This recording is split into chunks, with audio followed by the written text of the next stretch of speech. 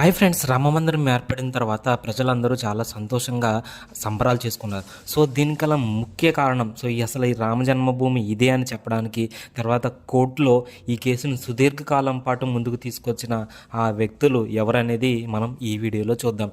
ఇందులో మొదటిగా మనం చెప్పుకోవాల్సింది రామభద్రాచార్యులు. సో ఈయన పుట్టుకతోనే కళ్ళు లేకపోయినా సరే ఇదే రామ జన్మభూమి, ఇది రాముడు జన్మించిన భూమి అని చెప్పిన మహా వ్యక్తి. అంతేకాకుండా 431 ఎవిడెన్సెస్, పురాణాల్లో ఉండబట్టి గ్రంథాలు, దానిలో బాగా స్టడీ చేసి దానిలో ఉండే మొత్తం సారాంశాన్ని అంతా వెతికి పట్టుకుని అక్కడ కోర్టుకి సబ్మిట్ చేసిన మహా వ్యక్తి. సో ఈయన పుట్టుకతో కళ్ళు లేకపోయినా సరే ఈయన అన్ని గ్రంథాలను ఎక్కువగా చదివాడు. తర్వాత 22 లాంగ్వేజెస్ మీద పట్టు ఈయనకు ఉందంటే ఈయన యొక్క జ్ఞానాన్ని మనం ఎంతగా ఊహించుకోవాలో ప్రజలు ఆలోచించాలి. ఈయన చేసిన కృషి ఎనలేనిటి. అంతేకాకుండా ఈయన మోడీ గారికి అత్యంత ఆప్తుడు. అంతేకాకుండా కే పరాశరన్ అనే ఈ లాయర్ 92 ఇయర్స్ ఓల్డ్లో ఈ అయోధ్య కేసును అయితే టేకప్ చేశారు. అప్పటి నుంచి కూడా ఇప్పుడు ఆయనకి 96 ఇయర్స్.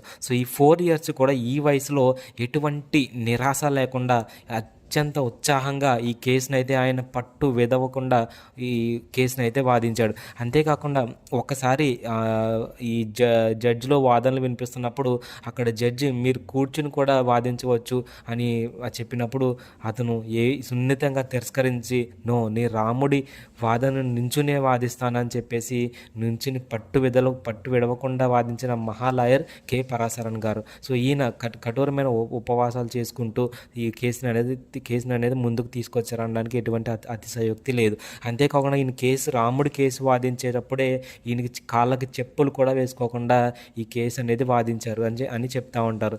ఇతన్ని మనం రాముడు పంపించిన లాయర్గానే మనం గుర్తించాలి. వీళ్ళిద్దరూ రామభద్రాచార్యులు గారు కానీ, తర్వాత ఈ కే పరాశరన్ గారు కానీ వీళ్ళిద్దరూ చేసిన కృషి వల్లే మనం ఈరోజు రామ మందిరం అనేది కట్టుకుని అందరూ ప్రార్థనలు అయితే చేసుకున్నాం. వీళ్ళిద్దరు కృషి ఎప్పటికీ మరవలేనిది. Thank you friends, please subscribe my channel.